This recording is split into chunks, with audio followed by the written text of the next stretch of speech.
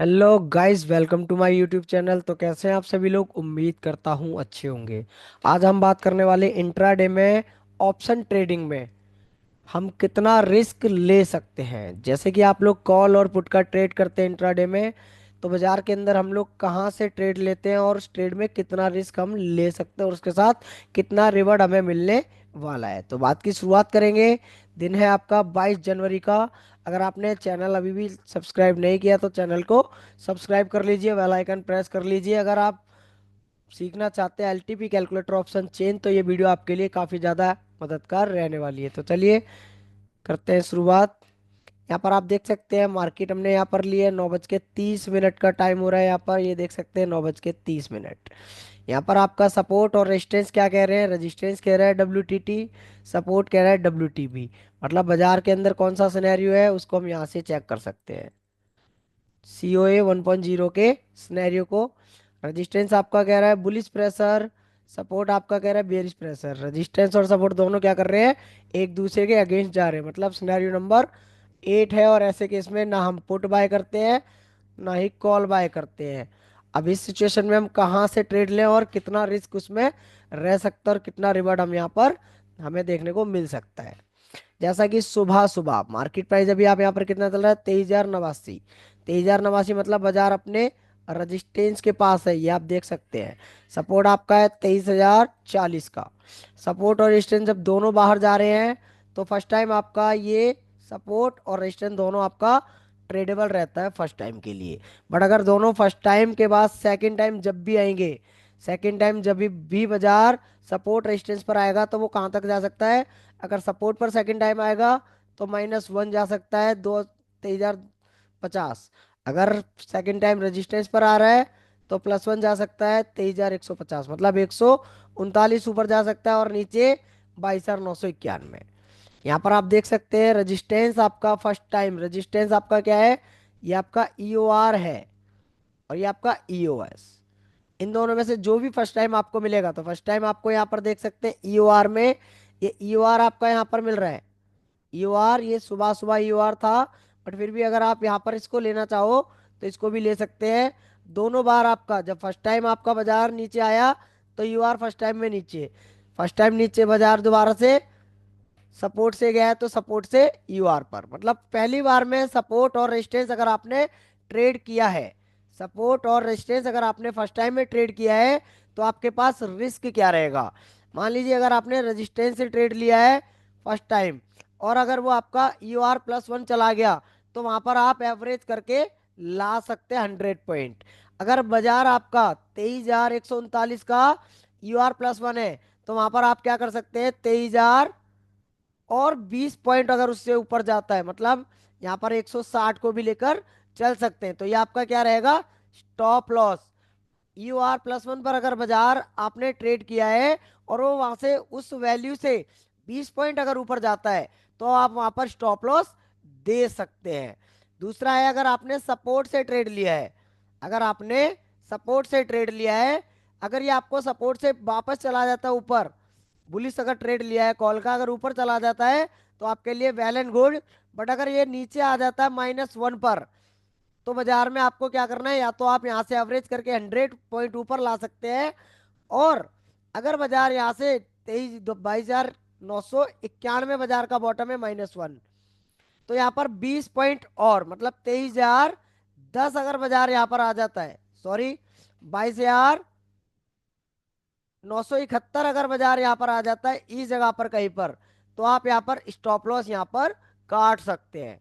तो सपोर्ट और रेजिस्टेंस पर जब भी आप लोग यहाँ ट्रेड करेंगे, फर्स्ट टाइम सपोर्ट और रेजिस्टेंस पर अगर आप ट्रेड करेंगे तो -1 से एवरेज करके ला सकते हैं EOR तक के लिए। अगर +1 से ट्रेड लेंगे तो यहाँ पर एवरेज करके आ सकते हैं EOS तक के लिए।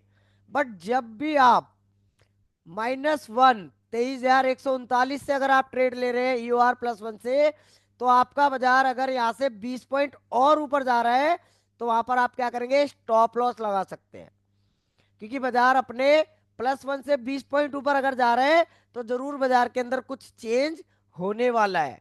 या तो उसके अंदर वो वैल्यू चेंज हो चुकी है ग्रीक्स के कारण, या बाजार के अंदर सिनेरियो में कुछ बदलाव देखने को मिल सकता है।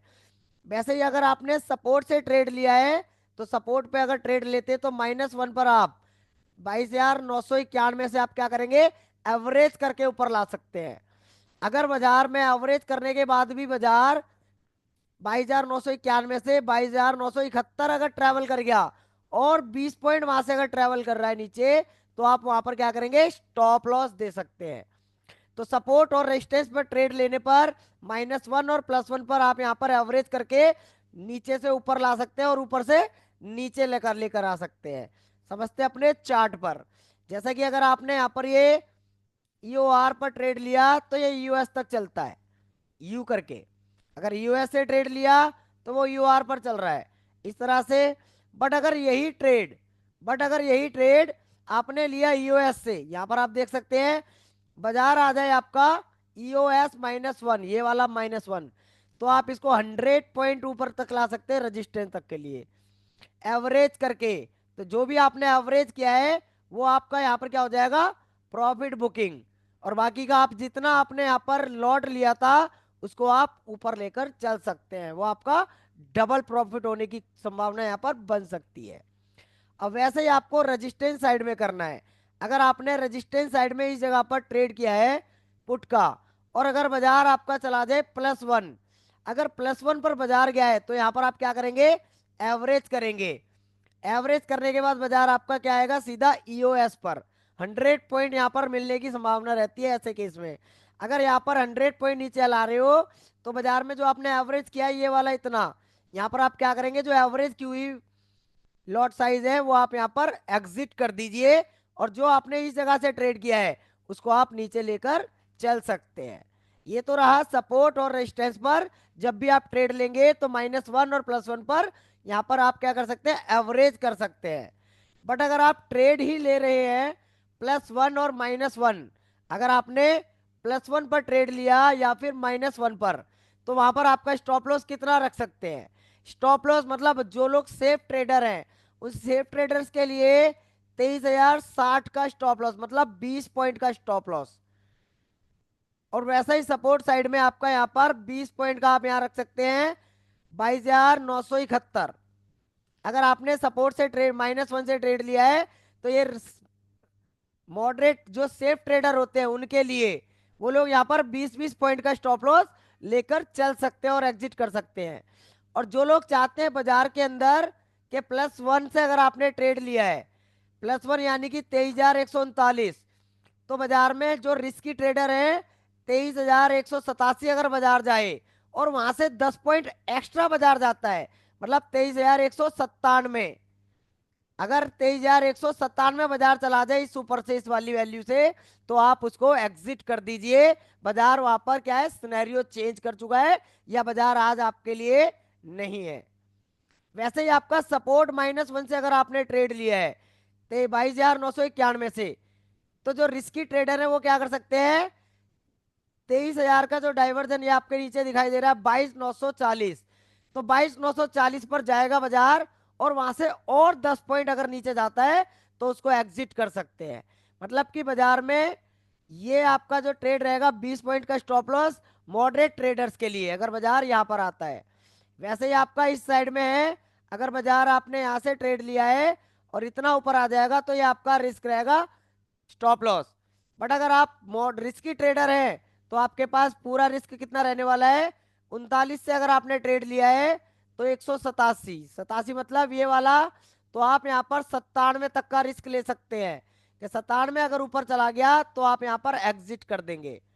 वैसे ही आपका यहाँ पर सपोर्ट -1 पर अगर आपने ट्रेड लिया है इस जगह से और बाजार आपका आ जाता है 23,940 ये वाली वैल्यू पर, तो बाजार में आप यहाँ पर क्या कर सकते हैं, और 10 पॉइंट बाजार नीचे अगर यहाँ से गया तो आप उसको स्टॉप लॉस कर सकते हैं, वहां पर एग्जिट कर सकते हैं। बाजार आज आपके हाथ से निकल चुका है। तो ये वीडियो आपको कैसा लगा, अगर जानकारी अच्छी लगी तो वीडियो को ज्यादा से ज्यादा लोगों के साथ शेयर करें, और चैनल को लाइक शेयर कमेंट और सब्सक्राइब करना ना भूलें। अगर आप इस तरह से रिस्क और रिवर्ट को लेकर चलेंगे तो बाजार में संभावना है कि बाजार के अंदर आपको रिवर्स थोड़ा बड़ा रह सकता है यहाँ पर आपका स्टॉप लॉस। बट +1 और -1 पर अगर आप इतना स्टॉप लॉस लेकर चलते हैं तो बाजार कोशिश करेगा ऊपर जाने की, बट वो वापस आ जाता है। इन सारी संभावनाओं को याद मन में रखते हुए और ध्यान में रखते हुए बाजार के अंदर आप लोग ट्रेड कर सकते हैं। इसके ऊपर पहले कम से कम 4 महीने आप पेपर ट्रेड करें और प्रैक्टिस करें, उसके बाद ही इसको रियल मनी में यूज कर सकते हैं।